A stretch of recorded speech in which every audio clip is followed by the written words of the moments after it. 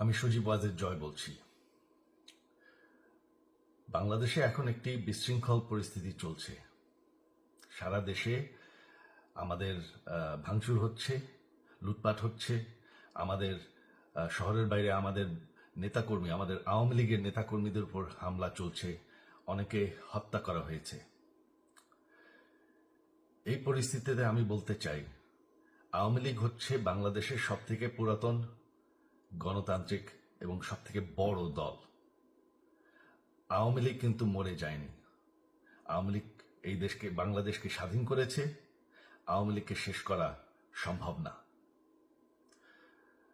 আমরা বলেছিলাম যে আমার পরিবার আর রাজনীতি করবে না, তবে আমাদের নেতাকর্মীর উপর যেভাবে হামলা হচ্ছে, এই পরিস্থিতিতে আমরা হাল ছেড়ে দিতে পারি না। বাংলাদেশে যদি গণতন্ত্র, নতুন বাংলাদেশ গড়ে তুলতে হয়, আওয়ামী লীগ ছাড়া সম্ভব না। আওয়ামী লীগ হচ্ছে সব থেকে বড় দল। আওয়ামী লীগ কোথাও যাবে না, আওয়ামী লীগ শেষ হয়ে যাবে না। আওয়ামী লীগকে শেষ করা সম্ভব না। আওয়ামী লীগের নেতাকর্মীদের আমি সবাইকে আহ্বান জানাচ্ছি যে আপনারা সাহস নিয়ে দাঁড়ান। আপনারা একা না, আমরা আছি। বঙ্গবন্ধুর পরিবার কোথাও যায়নি, আমরা আপনাদের সাথে আছি।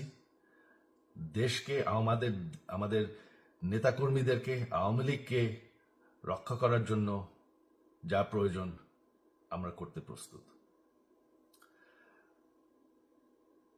এই যে আমাদের বর্তমান যারাই আছে ক্ষমতায়, তাদেরকে আমি বলবো যে আমরাও একটি গণতান্ত্রিক, শৃঙ্খল, নিরাপদ বাংলাদেশ চাই, জঙ্গিবাদ মুক্ত। তার জন্য আমরা সবার সাথে আলোচনা করতে প্রস্তুত।